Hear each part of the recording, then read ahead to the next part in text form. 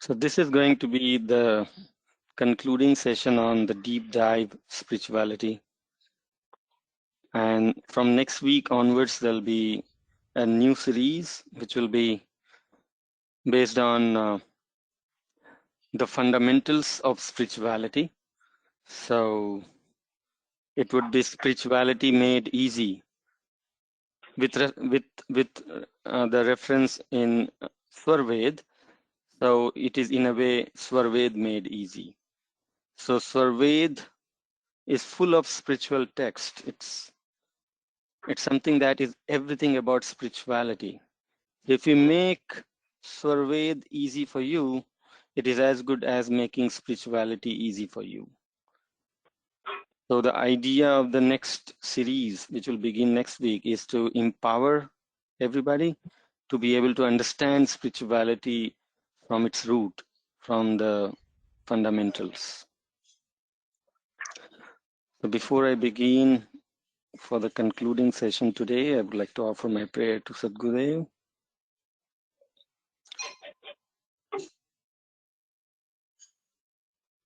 Akhandamandalakaram Vyaptam yena characharam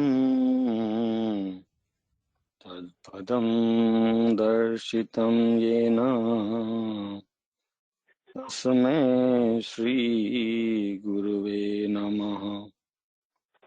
Andamandalakar hai व्यापक विश्व महान तो सदगुरु का रूप है अनुभव में पहचान. So we are going to understand the Karma Yoga, the Bhakti Yoga, the Jnana Yoga, and Raj Yoga in its entirety, not what people perceive it as, but what it is as it is. And there is a reason why I have mentioned here that the Karma Yoga through Vihangam Yoga, Bhakti Yoga through Vihangam Yoga, Jnana Yoga through Vihangam Yoga, Raj Yoga through Vihangam Yoga. And we are going to understand that today in the session. So Jnana Yoga. I would like to, before I start diving deep into it, I would like to invite opinion on what we understand as Jnana Yoga.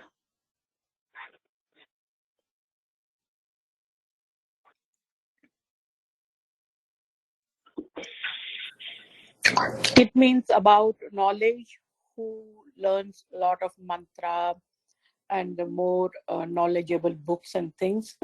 So they will have this is my interpretation. They might have the knowledge about knowing God, and they know the way how to reach God. Spiritually high people through wisdom. Okay, that's good. Yeah, any other opinion? Yeah, in my opinion, this is Madan Bhandari from New York. Yeah. Jai Sadgurudev. Mm-hmm.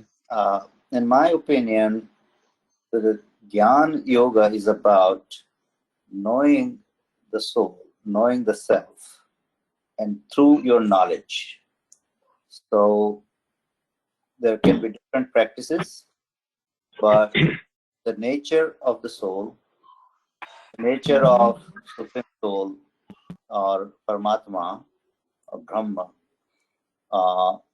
and how we live in this world, even though the soul is invisible, how it is encased into an ajiva, which is body. So the difference between the jiv and ajiv, to know this through various means of buddhi. It's an intellectual knowledge that allows you to get there, but as in contrast, Vihangam Yoga is the experiential science, versus Gyan Yoga or Jnana Yoga, as they call it, is the science of knowing things through your intellect. I don't know if I'm correct, but that's my understanding. Thank you.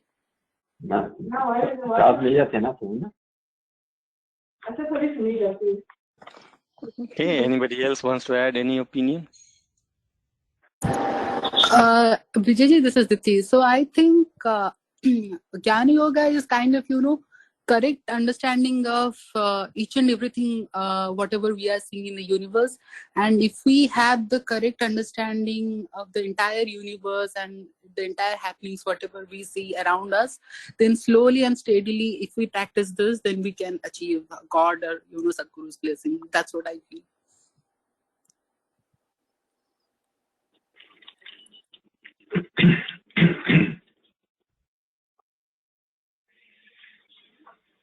Yeah, that's great.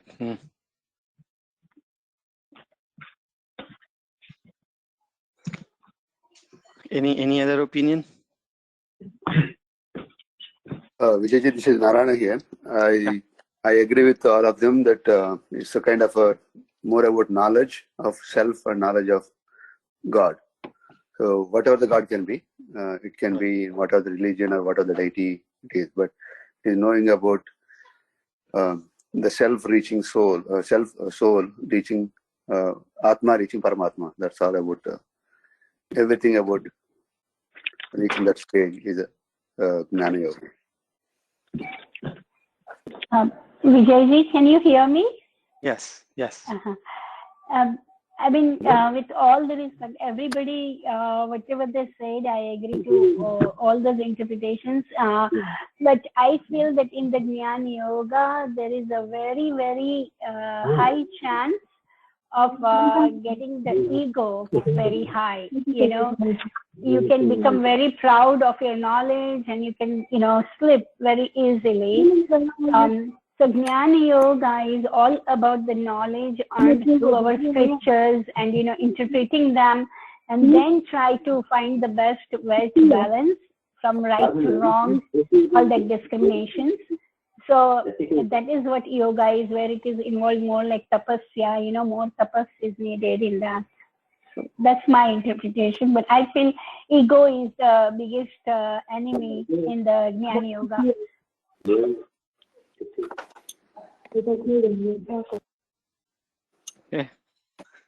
Yeah, that is part of Jnana Yoga. That is correct. Okay, so let us try to understand by terminology itself. When we say, first of all, I must appreciate that everybody's opinion was definitely in line with what Jnana Yoga is. So congratulations, all of you. Let's try to understand this in entirety. Now, the moment we say Jnana Yoga, it simply means it has two aspects attached to it. One is the Jnana aspect of it, and one is the Yoga aspect of it. Of course, the goal of Jnana Yoga is to attain the Yoga, which is union of soul with Supreme Soul. That is the ultimate aim of Jnana Yoga. Now, in order to achieve that, the aspect that drives this practice of yoga is the wisdom. So by the means of the wisdom, one wants to slowly move from one layer to next, to next, to next, and eventually to the subtlest layer of Almighty. So Gyan means the realization of the true nature of the Supreme Soul, the individual soul, and the Prakriti.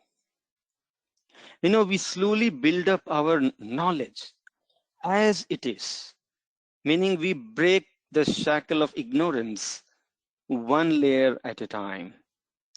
Right now, we misidentify ourselves as the body.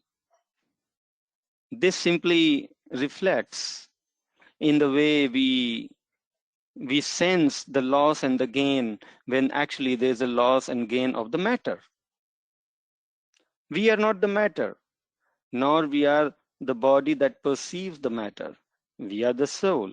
But do we have that realization? So of course, there is a need to make ourselves realize the truth about the self, truth about the Prakriti, and the truth about the Supreme Soul. There is certainly a need to have the knowledge as it is, without any confusion.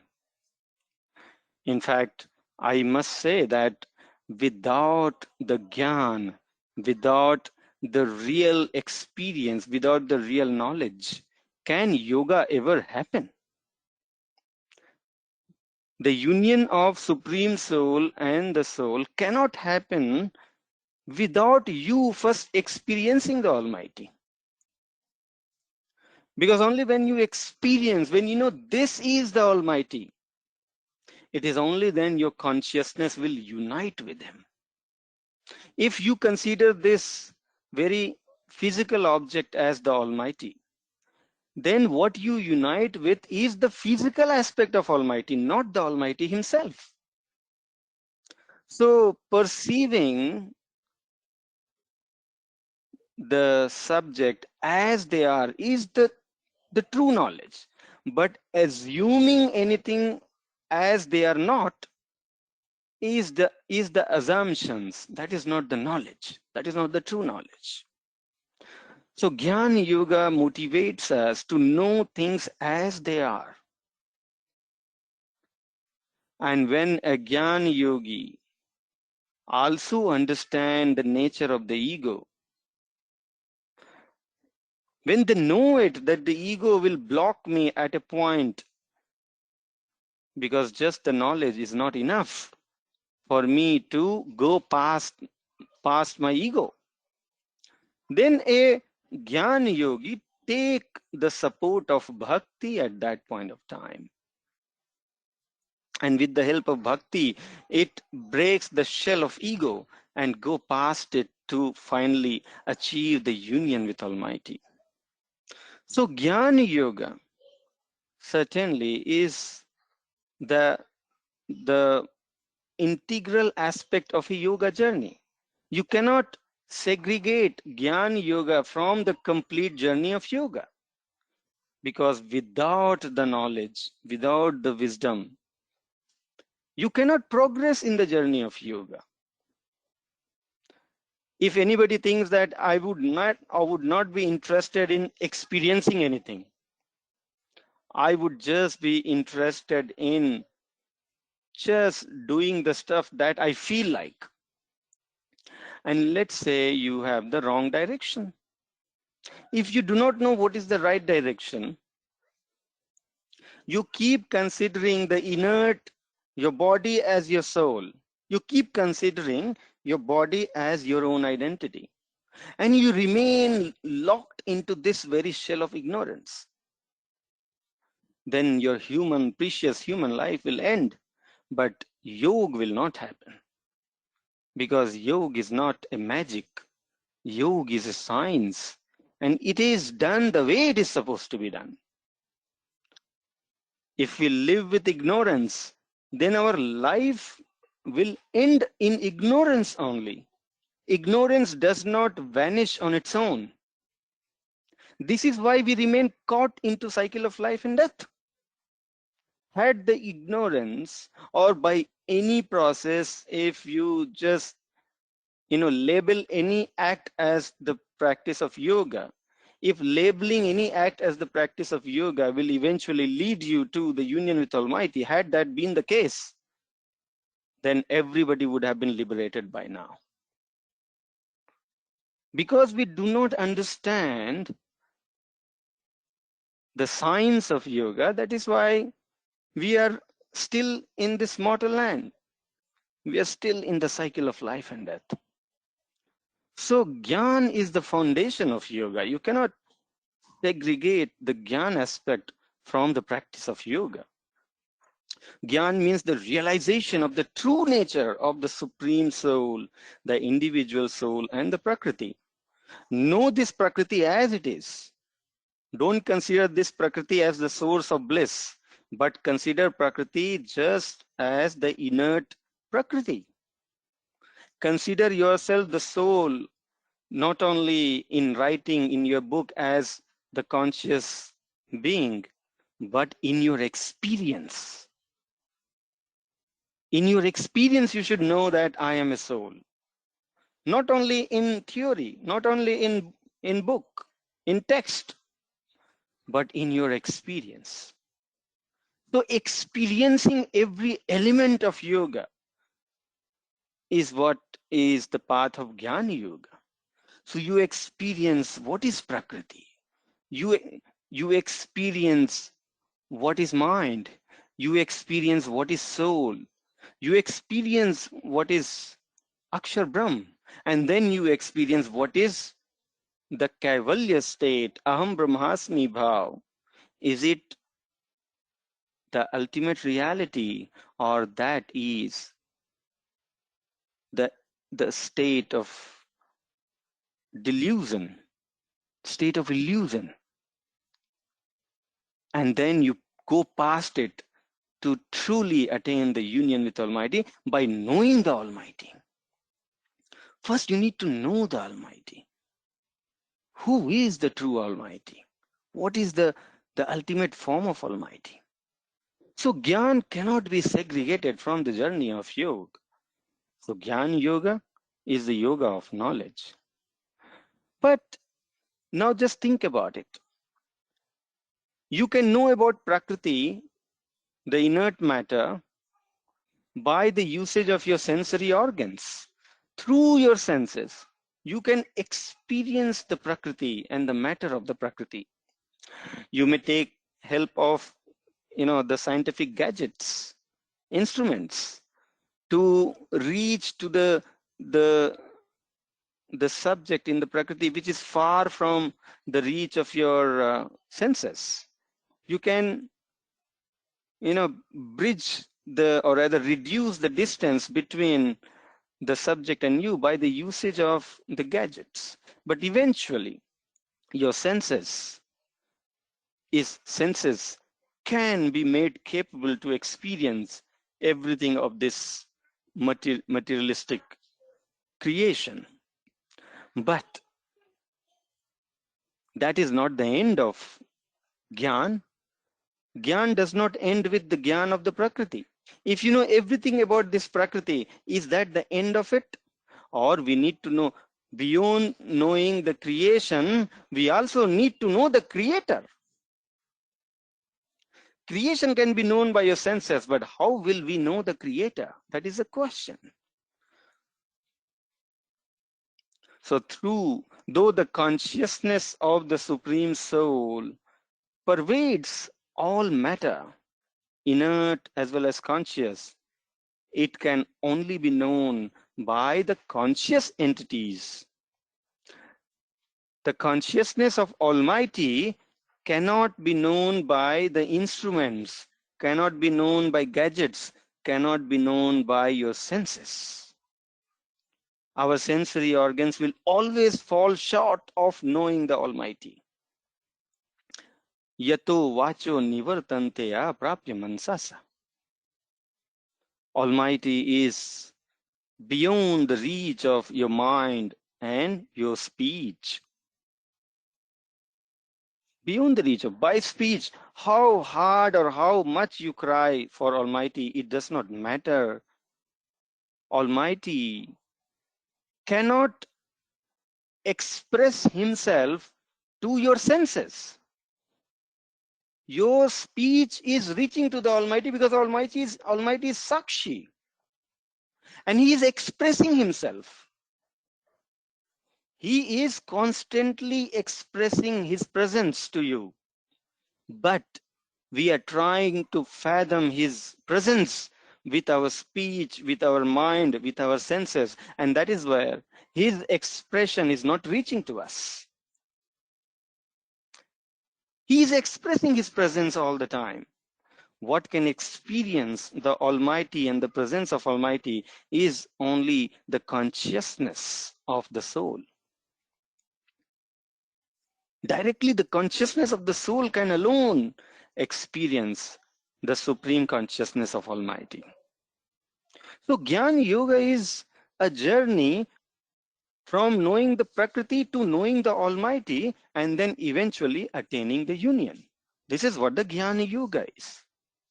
So who can travel in the path of Jnana Yoga? Who have not only the technique to know the Prakriti, but also to know the soul and supreme soul.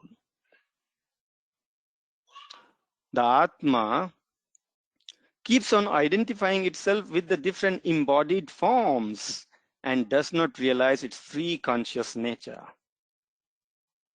As long as we keep identifying ourselves with the body, all our effort will be from the level of the body only, from the level of senses, from the level of mind.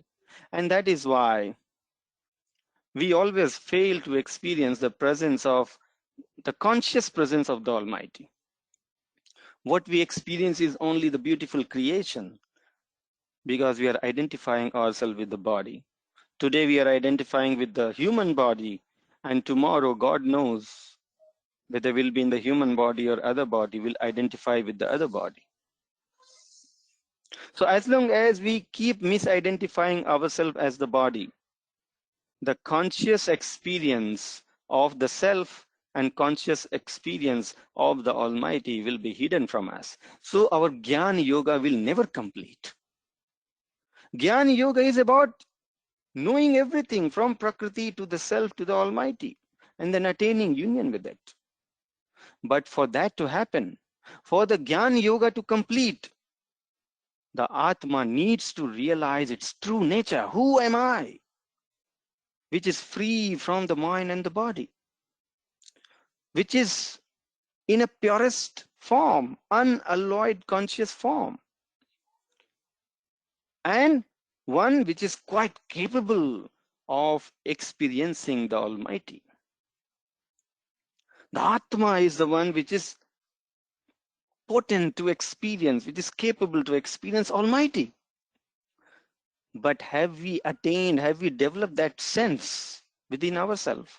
Have we awakened that sense of consciousness? If not, then the Jnana Yoga will not complete. In this pure state of Atma, the Atma gains the correct knowledge of the phenomenal world also as an observer. Meaning, the moment you attain the ability to realize Almighty, the moment you awaken the conscious base of the soul, through which you know the self and know the Almighty, the moment we are in that purest state of knowing the Almighty, by knowing the Almighty, you also know all His creation as an observer. You just know everything, all magic of this creation, just by knowing the Creator Himself. So Jnana Yoga eventually lead us to know everything. But the only question is, what is the process of Jnana Yoga? Is the process of Jnana Yoga limited to reading books? Is the process of Jnana Yoga limited to listening to the Vedas? By keeping our boundary to the senses, to the mind, we are actually limiting ourselves to know only the physical aspect of this creation, not the one which is conscious. The soul has to realize its true nature first before knowing the Supreme Soul. And once it has known the Supreme Soul, it knows everything about Prakriti also, which is pervaded and enveloped by the omniscient Supreme Being. So Jnana Yoga is actually nothing but the Jnana aspect of Vihangam Yoga. Because now if you start looking at from the purview of Vihangam Yoga, then you'll understand Vihangam Yoga does not stop just at the level of body and mind, but Vihangam Yoga allows you to know the self, the individual consciousness, it does not stop there. Vihangam Yoga take you to know the Almighty as well. So your jnana keep increasing from Prakriti to mind to the soul to the Akshar Brahm and to the Almighty. So can Jnana Yoga be separated from Vihangam Yoga? It cannot. Jnana Yoga is the integral part of Vihangam Yoga. It is just that the Vihangam Yoga is the practical technique of leading you into Jnana Yoga.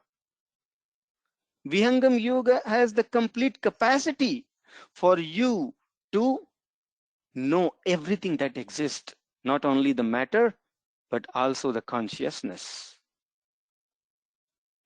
So Jnana Yoga is the omniscient state in union with Almighty. You mean you are in the union with Almighty and you become all-knowing. That is what is Jnana Yoga. Who attains that state?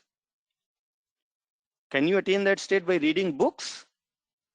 Can you attain that state by listening to rishis, maharshis, sants? No. For you to attain that state, you need to awaken the sense of consciousness within you so that you can know the entities which are conscious. And this is what you get to when you follow the technique of Vihangam Yoga. So Jnana Yoga is the Jnana aspect of Vihangam Yoga. You know, Vihangam Yoga can be looked at by various aspects. If you look at Vihangam Yoga journey from the aspect of Jnana, then your Vihangam Yoga will look like a Jnana Yoga. You will feel that, oh, so Vihangam Yoga is a Jnana Yoga, which is right to say. It is something like, you know, in software industry, in our software programming, there is something called base class and derived class. And there is a is operator, you know. So you can say that you can always say that if you have an object which you want to test, what is this object? There is an is operator for that. So all the object you can say, if you test it is Vihangam Yoga, it will come true. But coming straight to this concept that we are discussing today. So if you look at Vihangam Yoga from the aspect of wisdom, then you will feel that the Vihangam Yoga actually is the Jnana Yoga, the journey of Jnana Yoga. But let's dive into Bhakti Yoga and then see what happens. Another magic will happen. Vijayji, before we get into the Bhakti Yoga, can I ask you a question about Jnana Yoga? Sure. So Vihangam Yoga, I understand it has Jnana Yoga as a part of it. So which stage does it start reflecting? Is it like level 1, level 2, level 3? Or it's right from level 1 itself, because Vihangam Yoga is a experiential journey, right? Jnana Yoga means a journey of yoga where you experience things right from beginning. You seek the complete experience, you seek the complete knowledge of things. And Vihangam Yoga is that technique to unfold you the entities that exist as they are. For example, you may read several things about what is the soul, who are you, but it is through Vihangam Yoga where you attain a state of self-realization. You truly know who you are in your experience, not in theory, not in mind, not in intellect, but in true experience. When you talk about mind, in Vihangam Yoga, the initial 3 stages of Vihangam Yoga itself will show you various aspects of mind. What is mind? Where is it located? How does the mind feel like? How does the mind look like? These aspects come into your experience in the journey of Vihangam Yoga. When it comes to 5 universal sound, Om, Soham, Shakti, Rarankar, Niranjan. There are people who keep chanting Om, Om, Om, to call upon Almighty. But in Vihangam Yoga, you don't chant it. You experience the Om, the sound of Om, which is happening in this Brahmand. So Vihangam Yoga is the complete Jnana journey of yoga. Vihangam Yoga is where you experience things as they are. Right from beginning. From stage 1, stage 2, everywhere you have experience, right? In Vihangam Yoga, the first stage you experience how does the Pancha Tattva look like. And the fortunate being also experience how the mind look like. In second stage, you experience how the Om sound like and how the Om look like. What is the light of Om? In further journey, you experience how the Anhad sound, feels like. The 10 Anhads, 10 mystical sounds, Tal, Damf, Murli, Veena, Jahan, Mridang. It is not about something to read from book, but in Vihangam Yoga, these are the aspects to experience in the journey, in the meditative journey. And Gyan means experience. Gyan means realization. You keep realizing all these elements of yoga right from the initial stages of Vihangam Yoga. So it's a complete journey of Jnana Yoga. If you look at with the aspect of Gyan, then you'll feel that Vihangam Yoga is the Jnana Yoga. Okay. Thank you, Vijayji. Bhakti Yoga, yoga of devotion. So everybody knows that then there is a path in which you just devote yourself to the Almighty. How this path of devotion came into picture. In the ancient times, when there was people unaware of the Vedic wisdom, what they did was they looked at the curses of the nature on them. When there was heavy rain, they used to be fearful of the rain. When there was flood, they used to be fearful of rivers. When there was fire in the jungle, they used to be fearful of the fire, the wind, the rain. So they thought, I think these are the forces that I need to please. Powerful forces of nature, such as the sun, the river, fire, wind, and rain, were worshipped at some time or another by means of different rituals. That is where the seed of devotion came into picture. The idea behind these rituals was to keep the deities appeased so that their anger may not cause harm to the human beings. That's how devotion came into picture initially. But then there came some rishis, some scholars who started disclosing about the existence of one Almighty. Eko Devaha, Sarva Bhuteshu Gudha, Sarva Vyapi, Sarva Bhutantaratma. Then people started understanding there is one Almighty who is the creator of everything, who is behind everything. But that Almighty was not visible to them. So what they started shaping is, human beings started shaping their deities according to their imagination and bestowing all powers on these deities.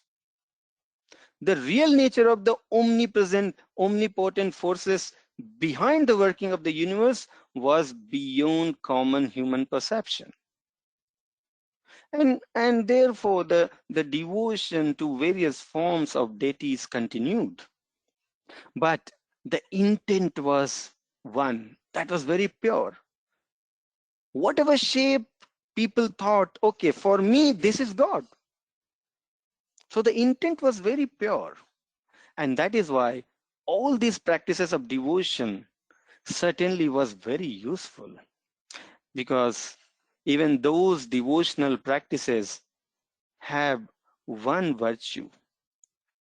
They could mitigate one's egotistic tendency if they practiced devotion sincerely, not as a mere rituals, but by heart.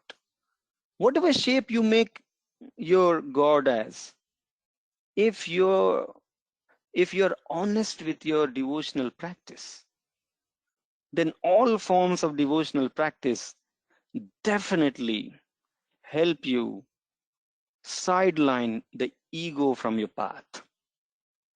So they mitigate one's egotistic tendencies. All these devotional practices, they have this capability to mitigate one's egotistic tendency. The idols and their pictures, as well as the qualities attributed to them, are the projections of the human mind and not representation of reality. We think that the God has 4 hands, but in reality, God in reality is a supreme conscious entity. He is pervading through everything. So he has infinite hand. He doesn't have only 4 hands. His hands are present everywhere because he is infinite.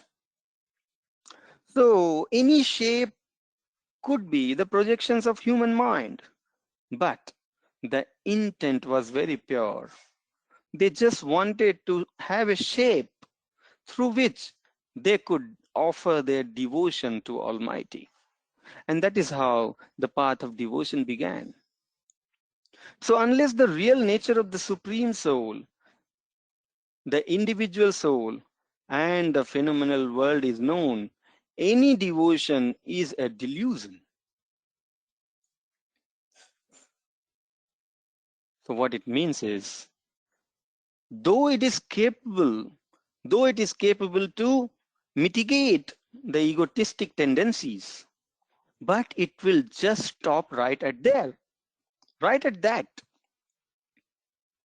unless the truth is experienced. So there'll be physical aspect of it. All these devotions, which is based on the human mind projections, would certainly help you evolve a person as a good human being. Somebody who is very humble, very down to earth, no ego, very loving, very compassionate, merciful, everything. But will that bhakti lead to the liberation? Will that bhakti lead to the union with Almighty? That is something we need to understand. So just like without the support of the Jnana Yoga, Bhakti Yoga is incomplete. On the other hand, similarly, Jnana Yoga, devoid of Bhakti, stops the progress of the individual soul at a certain stage of development, which was beautifully explained by one of us in the beginning, that if one just aspire for Jnana, then there comes a point where you know enough, and so you build up ego within you.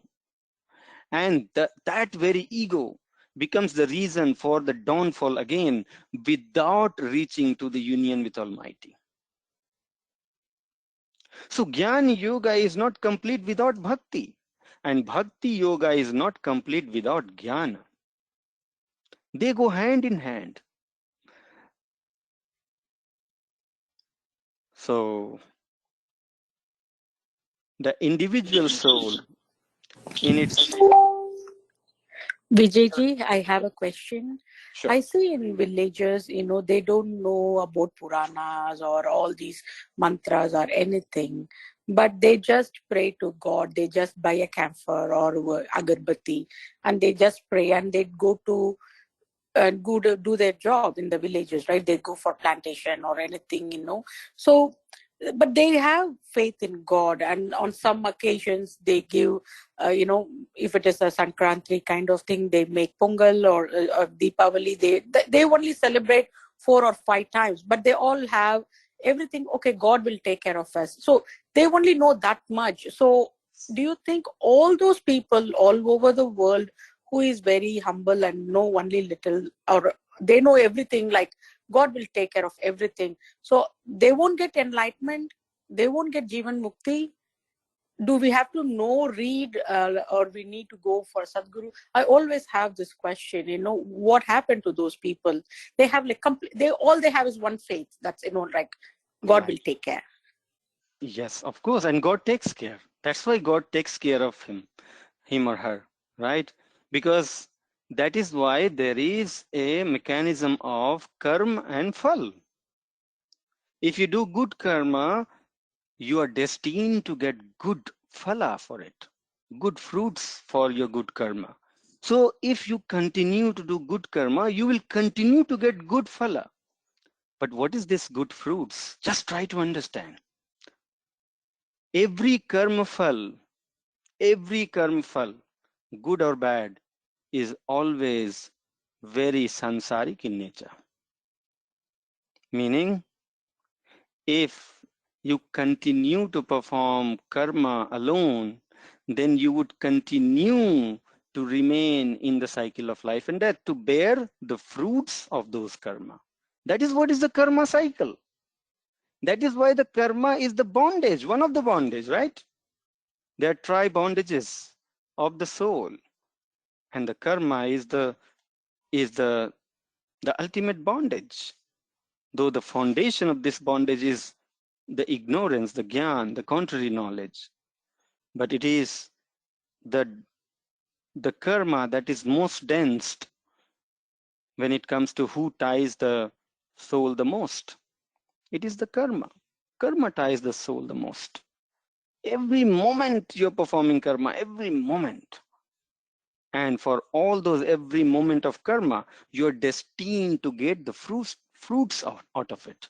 Unless you follow a mechanism to burn your karma from your chitta.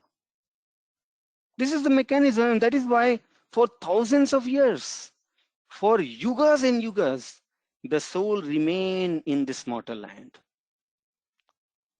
How good you are doing the karma. But unless we follow a technique of Brahma Vidya, karma is not equal to Brahma Vidya. Brahma Vidya is a different journey than just doing good karma. Good karma builds the foundation for you to get into Brahma Vidya. But just doing karma will lead. If karma brings, our Sant Prabhuji very beautifully asked this question. If karma can lead to liberation, then what does lead to bondage?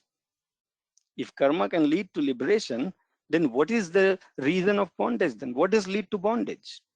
What does lead to life and death? What does lead to cycle of life and death? Birth and rebirth. If karma can lead to liberation, then what leads to the cycle of life and death? So karma leads to cycle of life and death, and bhakti leads to the liberation. Karma and bhakti are two different things. Only in ignorance we mix up karma and understand. We mix up karma and bhakti. We understand good aspect of karma as bhakti, whereas bhakti is totally a different element. Bhakti is the subject of the soul, and karma is the subject of mind and indriyas. Karma is the subject of mind and indriyas, and bhakti is the subject of soul. In bhakti, there is no mind and indriyas. In karma cannot be performed without mind and indriyas. Where there is karma, there is mind and indriyas. And where there is mind and indriyas, there is no bhakti.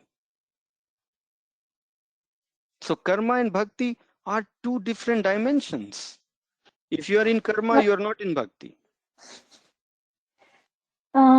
But Vijayji, Jyotiji, didn't she ask, um, wasn't her question more towards like pointing that this person is having faith on God, but doesn't do much, right? Goes and does work with the only faith that God will take care. So your explanation is more into that the person is not doing bhakti, so will not get liberation, however, will still bear the fruits of the good karma, correct?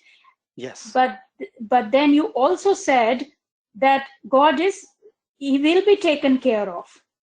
Yes, of So, course. Because so according to his karma, they will be led to the direction of wisdom. But eventually they will have to adopt the wisdom. It is karma which will build up the prarabdha such that they will come in the shelter of Sadguru, who will bestow him the knowledge of Brahma Vidya. But if one is not ready to adopt it, then all their karma will end up with is just the good fruits. That's it. okay, so what if somebody is only doing bhakti and bhakti and bhakti and some karma, like the opposite of, the example that Jyotiji gave. So somebody is into bhakti, but karma is just going all right. Person is doesn't think about what my, if am I doing good karma, am I having good thoughts every single minute. The person is not looking into that. So what happens then? First of all, let's understand how can you perform bhakti. Just try to understand this. Just by remembering God in mind or chanting mantra by your speech, it does not make you do bhakti. It makes you do the shubh karma. That is the difference between shubh karma and bhakti. Shubh karma is when you are doing the auspicious act, like remembering God in your mind. These are the shubh karma.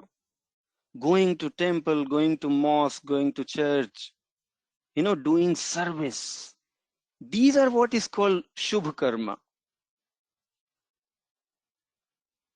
So just by adding God element into our shubh karma does not translate our shubh karma into bhakti. Bhakti means, bhakti derives from the bhaj, meaning seva. But seva in what sense? Meaning something that you constantly start getting in you. So bhakti is about getting the bliss of Almighty. When you are in the bliss of Almighty, then the bhakti begins. When you constantly experience the true bliss of Almighty, not just the impression of Almighty in your mind. There is an impression about impression about Almighty. You think that the Almighty is this, and you start, living in that impression. So you feel good about it. Because we have made an impression about Almighty, that this is what Almighty is. So every time you recreate that impression within your mind, you think that you are in the devotion with Almighty. But that is the very difference, that living with the impression of God is the mental karma. Kaik, vachik, manasik. Karma hai teen prakar. Karma does not stop when your indriyas stop. Karma still continues when your mind is at play. If your mind is at play, meaning karma continues. Bhakti begins when your indriyas and mind stops. When there is no impression in play. But what is in play is the real experience. When the real experience of the entity is in your soul, that is when the bhakti begins. So only when you have the Vyakta form of Almighty in front of you, Then you can offer the Jada Bhakti of the Vyakta form of Almighty. But that will again be the Jada Bhakti. That will again be the Andrik Bhakti. When the Vyakta form of Almighty, the Almighty is walking, talking in front of you. And that is why Guru are prayed. Because for us, we consider Guru himself the representative of Almighty, unless Almighty takes us to the abode of consciousness, where the true form of Almighty is experienced. So we begin with the Andrik Bhakti. But this Andrik Bhakti is not going to lead to the liberation unless our Andrik Bhakti will translate into the conscious Bhakti. It has to translate into conscious Bhakti. But that translation will not happen if you just keep doing good karma. Anyway, we'll talk about that in the Karma Yoga. We are talking about the Bhakti Yoga. So your sensory Bhakti, your impression of Almighty in the mind, will continue to be very physical in nature. How will magic happen? Just think about it. The physical organs which are open for you will remain open for you, and the 10th door which is closed will remain closed for you. How hard you look at the milk will not convert into ghee all by itself. When you look at it, when you stir it, how hard you stir it, the milk will not convert into ghee. For milk to convert to ghee, you have to take it through a process. Then only from milk you make makhan, and then from makhan you make ghee. So similarly, how hard you use your mouth, your speech, your mind, your senses, this is not going to translate your experience from physical to conscious, because you are confining yourself within the boundary of physicality. If you're keeping yourself within the boundary of physicality, you'll remain in the boundary of physicality. You will grow in the realm of consciousness only when you aspire to reach there. When you follow a process to reach there in the realm of consciousness, it is only then the conscious bhakti will begin. So conscious bhakti is the true bhakti. And conscious bhakti, without knowing the self, who am I? Without knowing the Almighty, what the Almighty is, how can the soul then perform that conscious bhakti of Almighty? So what we end up doing is the karma, and we keep understanding karma as bhakti, and our life ends. What is the result? The result is that all your good karma is stored in chitta as punya. Punya. So of course, because our intent is pure, we did our best with whatever we knew the Almighty is. So our intention was very pure. That is why the result will be that as a result of all the punya that we do, the Ishwar, the Almighty, will send his messenger to you called Sadguru. So obtaining Sadguru in life is the result of all these bhakti that we do in the name of bhakti. Whatever this effort we do in the name of bhakti, the result of that is, the ultimate result of that is that when the God sees that, yes, my son and my daughter, whoever it is really aspiring to offer devotion unto me. So let me send my messenger so that they are educated, they know how to actually offer devotion to Almighty. So Bhakti Yoga, without knowing who you are, without knowing who the Almighty is, Bhakti is not a bhakti. Actually, we are doing karma. And when we are doing karma, the result is not liberation.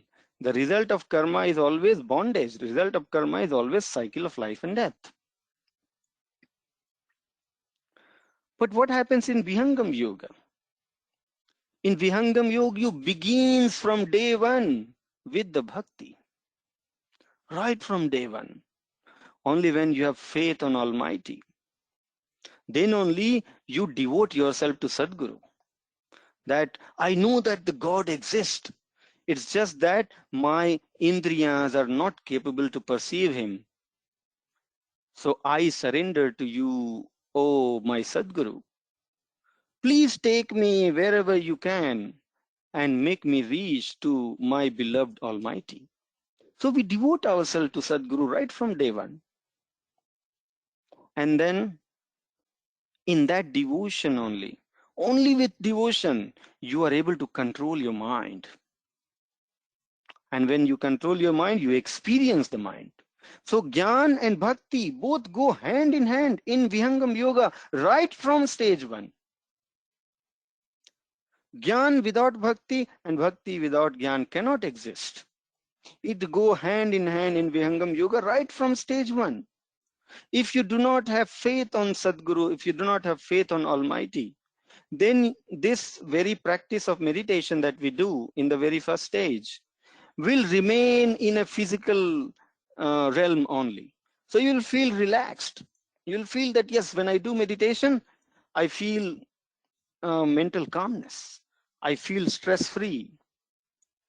That's all. You will remain very physical in nature. But when it comes to Gyan, neither the Gyan will come in you, nor the Bhakti will unfold in you. Why? Because you're very mechanical in your practice. You have no faith. You have no devotion for the Almighty and for the Guru.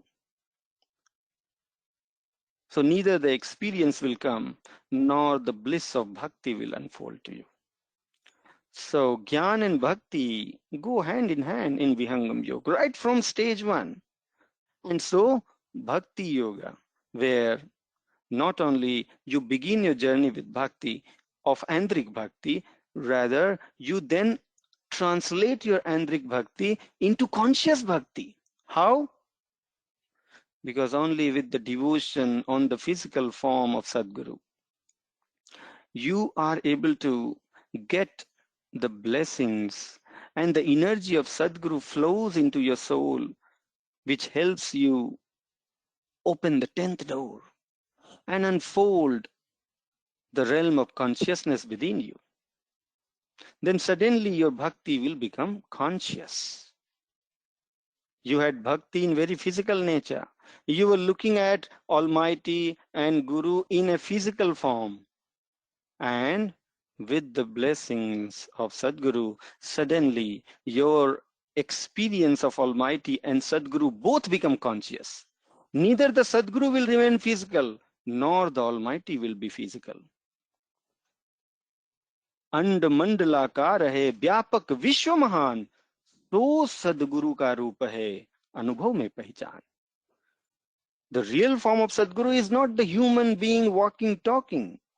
That is the physical embodiment, the physical proxy of that entity called Sadguru, who is actually and mandalakar vyapak vishwamahan, whose consciousness is already spread in this whole creation.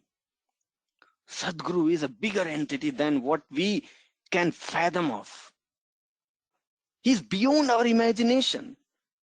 Can we imagine what Sadguru is? Can we compare Sadguru with any other Jivan Mukt yogi and rishi? Even Jivan Mukt yogi and rishi is the dust in front of Sadguru. Sadguru is that great in entity. Sadguru is yogi, yogiyo ka bhi yogi, devo ka bhi dev. Sadguru is a big entity.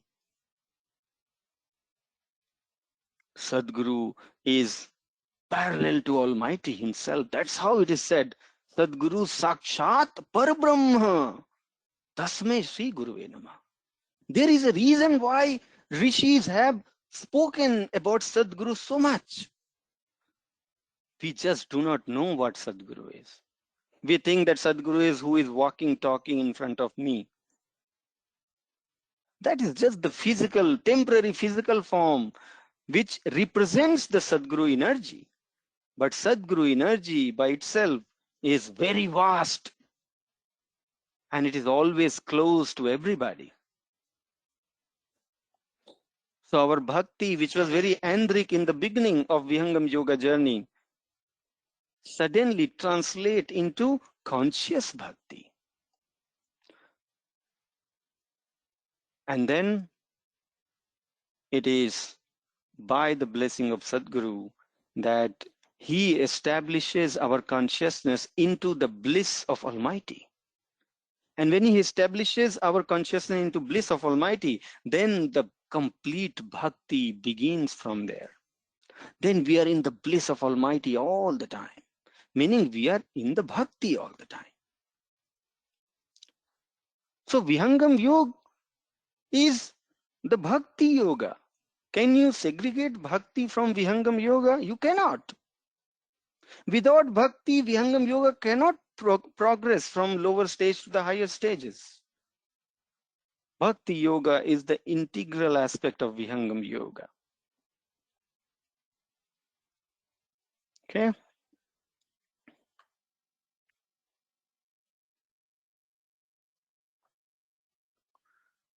Now let's talk about Karma Yoga, yoga of action. There's a lot of confusion about Karma Yoga. In fact, many scholars who consider themselves the scholar of Vedas, Upanishads, scholar-minded scholars, those who understand they are scholar of Vedas and Upanishads, have not understood the very simple sutra of Gita called Yoga Karma Sukausalam. It is very misunderstood by even the great scholars. They do not understand what is this kushalta of doing karma, which is equivalent to yoga. What is this kushalta? You know, skillfully doing the things is yoga. People think that, so if you are a computer engineer, if you are programming very nicely, meaning you are done with yoga, meaning you are in yoga. But yoga with what? Karma yoga, the moment the yoga term is used in all these different dimensions, bhakti yoga, karma yoga, Raja Yoga, the yoga here simply means the union of soul with the supreme soul. Not in imagination, not in mental impressions, not in assumptions, but yoga here literally means a soul to become Sachidanand, a river to fall into the ocean. So by we being very skillful in doing what we are doing, do we start experiencing the bliss incarnate Almighty? If not, then this is only in our imagination. That means it is incomplete definition when people say that if you are very good at doing what you are doing, that means you are in Karma Yoga. No, that is not the way the Karma Yoga happens. Karma in common language, we understand that it means actions done by the individual soul on account of its contact with Prakriti and its gunas on the basis of mind and indriyas. And by we engaging ourselves in karmas, what we are doing is, the more we engage ourselves in karma, our tendencies towards the subject only strengthen. Our attachments towards the Prakriti only strengthens. It is something like this.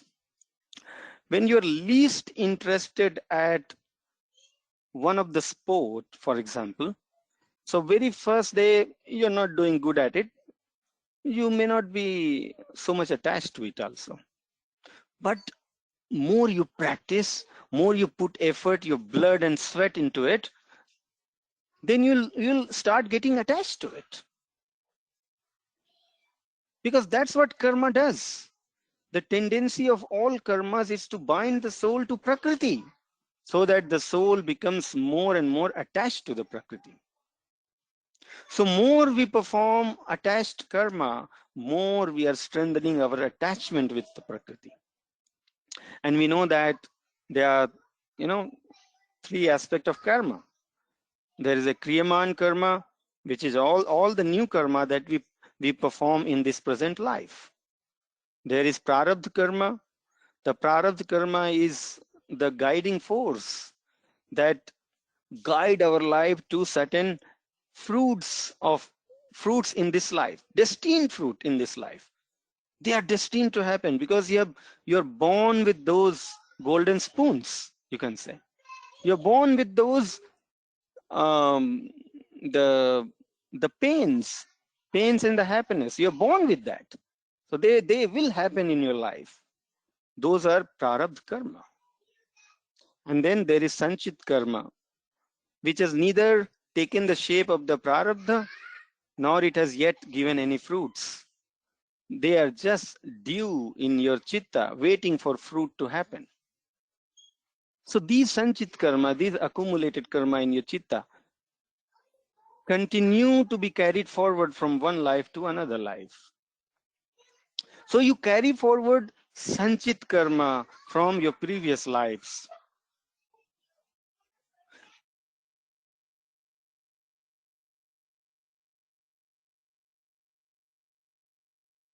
So we continue to carry sanchit karma from previous life to this life.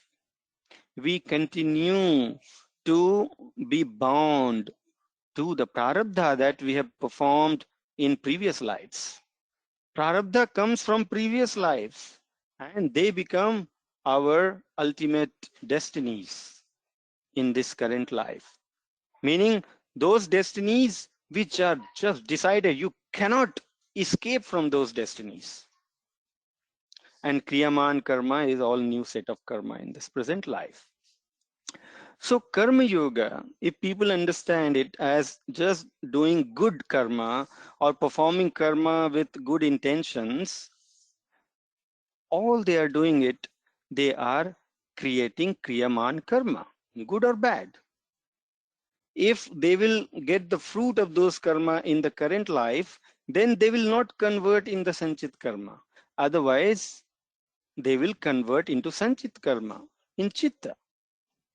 And next life, maybe you'll get the fruit of it, destined fruit of it as the prarabdha karma. So performing any act, if a farmer is doing the farming skillfully, if any engineer is doing his engineering work skillfully, is it karma yoga? This is the definitions that you find in people's words who are scholars, but not the yogis. Only scholar will talk like this. A yogi doesn't talk like this. Because if your karma is still binding you, if you're still bound to the fruits of karma, then what is the skill that you're using? Then that means it's not a skillful way of doing the karma. The real skillful way of doing the karma is when you are free from the bondage of karma. That is when it is yoga karmasu kaushalam. So perform the karma in the state of yoga. That is why Lord Krishna says to Arjuna, he says, Arjun, you perform karma in the state of yoga.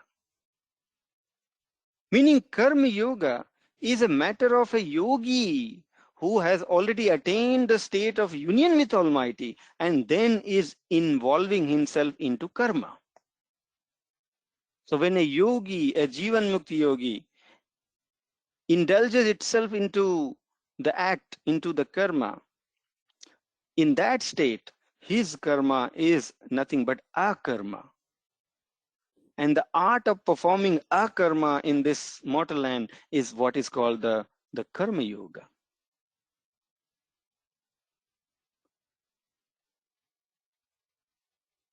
So there is actually no action performed. There is absolutely no action performed in association with the mind and body which does not bear fruits if it is guided by the mind. If your action, whether good or bad, whether with good intention or bad intention, whether with selfish intention or selfless intention, if it is guided by the mind, if your karma is guided by the mind, then that is not free from the fruit. Because anything which is guided by the mind, any act which is guided by the mind, is one which is deposited in your chitta. That is the science. It's just that your intentions will change the result, the fruit of that karma for you. If you're doing it with the selfish intention, it will have different result. If you're doing it with the selfless intention, it will have different result. But if your karma is guided by the mind, not guided by the soul, if your karma is guided by the mind, then there is no action performed in association with the mind and body which does not bear fruits. You are bound to the fruits. That's why Bhagavan Shri Krishna says in Bhagavad Gita that you have freedom to perform karma, but you do not have freedom to choose or not choose the fruit of karma. So if your karma is guided by the mind, you are destined to get the fruit of it. It's just that the nature of the fruit will change based on what was the intention of karma with which you are doing. Whether you were intention free or with pious intention or impious intention. All these three aspects will result into three different fruits of those karma if it is guided by the mind. So can you perform karma without being guided by the mind? Can we perform karma without being guided by the mind? That is what a Jivan Mukti yogi does. It is the soul that guides all the action because soul is awakened. Soul is not in ignorance anymore. Then the soul utilizes all the faculties with complete consciousness. Then the guiding force is not the mind, but the guiding force is the soul.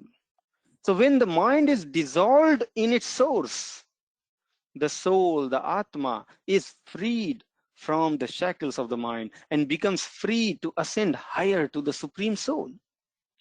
And when the soul realizes its pure free form of jnana, the sanchit karma is burnt out and the liberated soul becomes free from karma.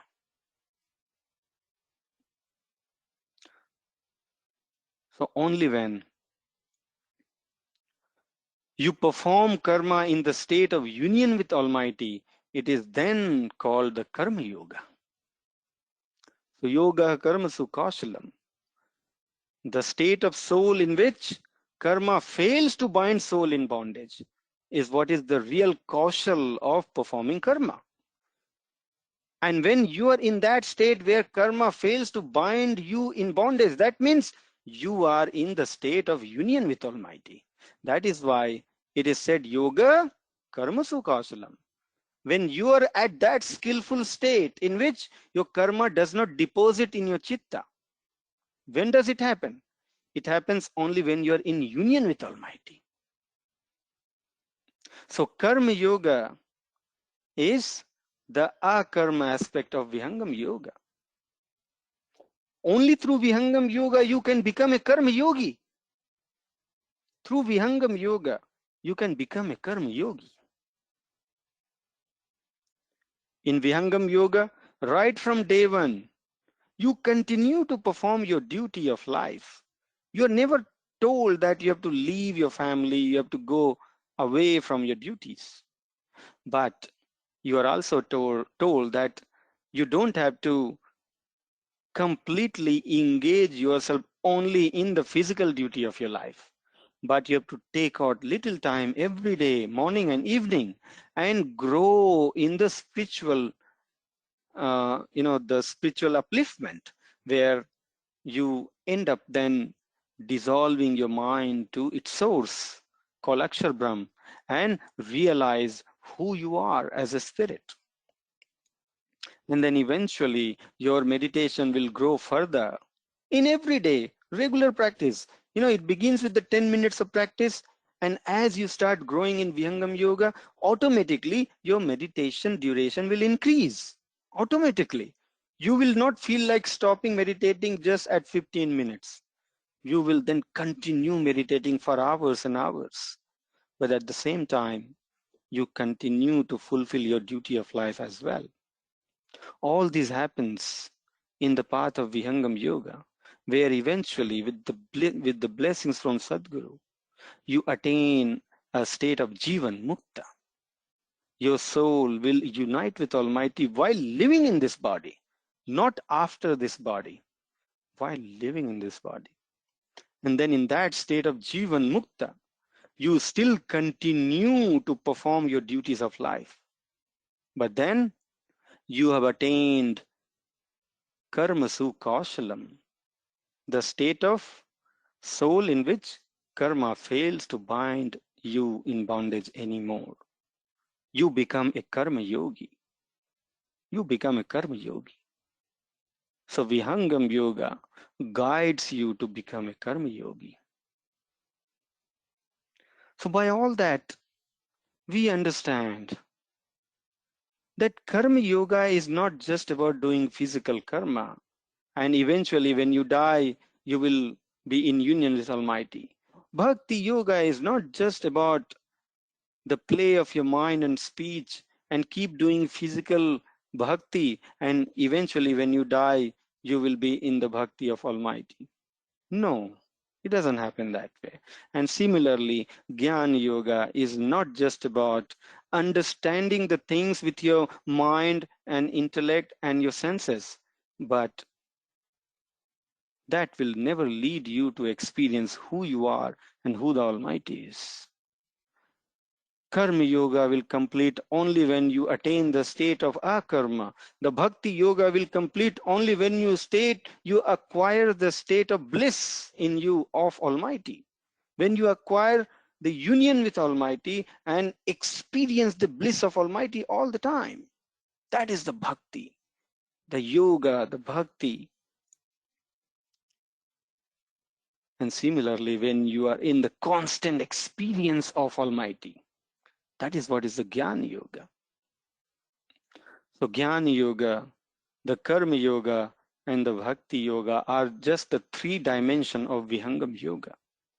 And that is why yoga is just one. It is Brahma Vidya. That is what is the path of yoga. When God is one, the wisdom is just, otherwise the wisdom is incomplete. God is one, so the wisdom is one. It is just that in that wisdom, there are three flavors. If you test it for the karma, you'll find a karma yoga. If you test it for the bhakti, you'll find the test of bhakti yoga. If you test it for jnana yoga, then you'll find the flavor of jnana yoga in it. You'll find all these flavors. And different rishis have just, explained these different dimensions of same wisdom, Brahma Vidya, through which God is realized. Just three different dimensions. And now with limited time, I will just little bit talk about Rishi Patanjal's Raj Yoga. So what Patanjal Rishi did was that it was not institutionalized. That what are the fundamental blocks through which one can progress, whether in the Jnana Yoga or in the Bhakti Yoga or in Karma Yoga. Eventually, the journey is the same. You have to eventually grow from physicality to consciousness. How can that happen? It cannot happen unless you follow the yama and niyam in you. You follow the asana so that your body can support you. Unless you follow the breathing practice so that you can get the state of mind in such that you can control it, so that you can also keep the other system of your body healthy. So he institutionalized it. Everybody was still doing all this, but it wasn't documented then.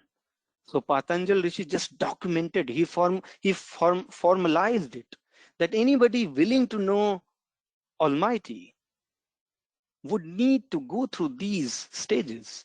They have to follow yama, niyam, asana, pranayam, pratyahar, dharana, dhyan, and samadhi. And then he said, so eventually, what is yoga's chitta vritti nirodha? Yoga's chitta vritti nirodha, by that what he meant was, yoga, when you reach to the state of yoga, then there is no rise of the vritti in chitta.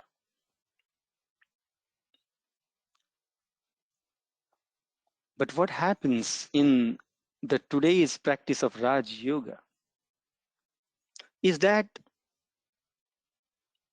it is limited to only the mental aspect of it. And that is why you will find several people saying that I attended 10 days of meditation, and for fraction of second or for a minute, I was in samadhi. Because that is the impression, that is the wisdom people are being given today in Raj Yoga. What is the definition of samadhi? When there is no thought in your mind, when you are thoughtless, people think that is what is the state of samadhi.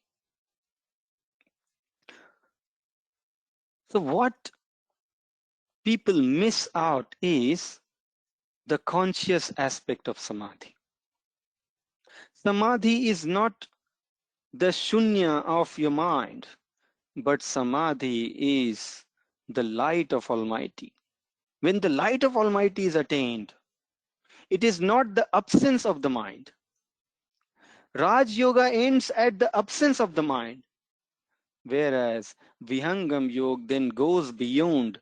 After mind is dissolved to its source, when mind is absent, when the chitta vrittis have stopped rising, from then on, the conscious journey of Vihangam Yoga begins.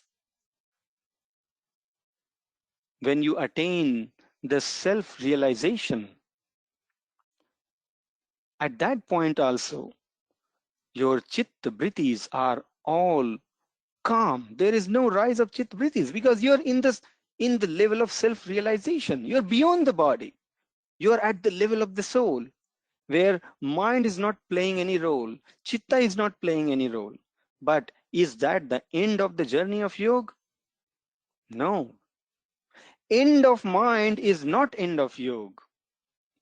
End of mind is the chitta vritti nirodha.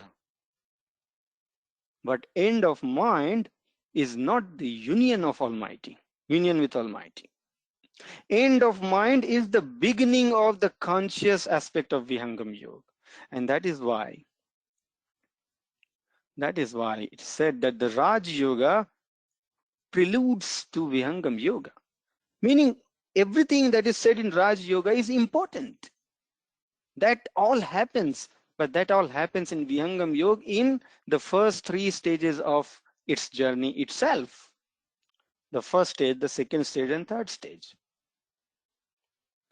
By the time your Kundalini awakens, you are in the state of Chitta Vritti Nirodha. But that is the beginning of real Vihangam Yoga, where now soul is free from the Chitta. Soul is free from the mind. Soul is free from the intellect. The real Vihangam journey, the bird journey, the free soul journey, the free consciousness journey, the real Vihangam Yoga, the 4th stage and the 5th stage happens where the Raj Yoga ends. Vihangam Yoga takes it further from there and eventually make you realize the supreme consciousness of the Almighty. So by definition, these all 8 limbs of yoga is correct, but by the experience, people are keeping it confined at the mental dimension, at the level of mind. When the mind is at rest, it's dharana. When the mind is concentrated on an object, it's dhyan. When mind is thoughtless, it is samadhi. That is where people end. But is that the definition, the complete definition of dharana, dhyan and samadhi? The dhyan is not about just concentrating on the object of your concentration, but dhyan in real sense is when your soul consciousness concentrate on the supreme consciousness of Almighty. That is where the dhyan happens. Dhyan is not the subject of indriyas. We do not do dhyan yet. All we are doing is dharana. Only when the chitta vritti nirodha happens, from there on the dhyan begins. Dhyan begins when the mind ends, because only then the soul awakens, and then the soul performs the meditation from its own plane. Then there is everything Chetan, Chetan and Chetan. What are the three Chetan? The Chetan Atma, the Chetan Sadhana and Chetan Paramatma. There is no mind, there is no intellect, there is no senses, there is no imagination, there is no impressions. It's all real entity as they are. The soul as it is, the Almighty as it is, and the consciousness of soul concentrating on the supreme consciousness of Almighty. Everything happening in the realm of consciousness. So dhyan is the subject of consciousness.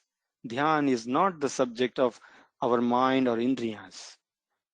So that conscious aspect of dhyan, and then eventually when all remains is the bliss of Almighty, even the impression about the self is lost. When you're fully engrossed into the properties and the bliss of Almighty, all remains is the experience of Almighty, nothing else. That is the state of samadhi, not the thoughtless state. So being thoughtless, chitta vritti nirodha begins from there, but it continues in that state while you're moving ahead in the chetan sadhana. Your chitta vritti is in niruddha state all the time, right from when you attain the niruddha state of your chitta. When the vritti stopped rising from your chitta, when there was no thought, that is the beginning of Vihangam Yoga, the conscious aspect of Vihangam Yoga. And you continue to be in that state as you progress forward. So that is why Raj Yoga preludes to Vihangam Yoga. Raj Yoga is the pre steps of Vihangam Yoga. Vihangam Yoga goes beyond, and it converts your mental samadhi to conscious samadhi. It converts your mental dhyan to conscious dhyan. So Vihangam Yoga, that is why is the practical aspect of the complete wisdom of Sadguru, the messenger of God, who always comes in this mortal land in every era. Every era, the same Sadguru comes down to the earth to spread the complete wisdom, not the fragment of it. This I conclude. Thank you.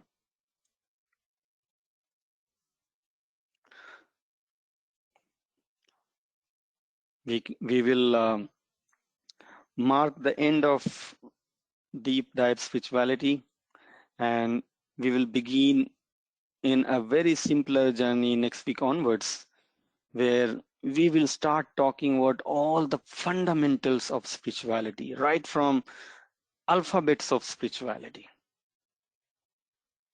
Okay, so with this, I offer my great sense of gratitude for all of you.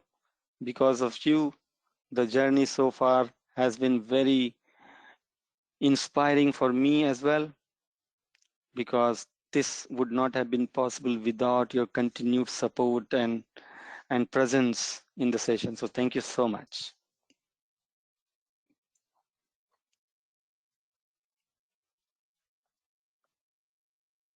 Thank you, Vijayji.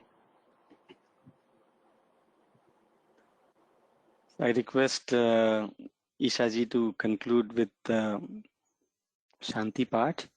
We'll then meet again next week. The fundamental. Sorry. Yeah. Thank you, Vijayji. Shanti part.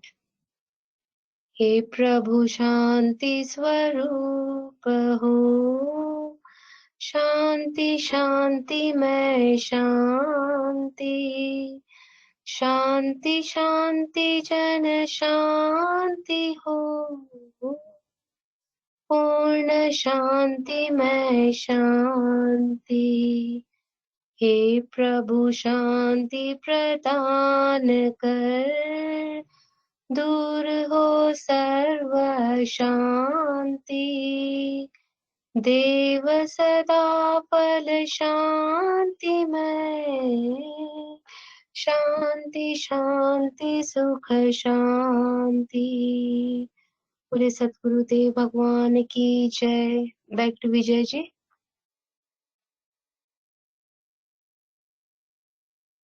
Thank you so much, Ishaji, and thank you all. Let's keep growing with each other. We'll see you again next week with Spirituality Surveyed Made Easy. Thank you. Thank you, Vijayji.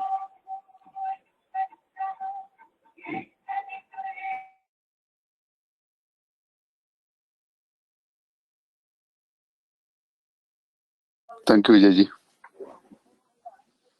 Thank you so much.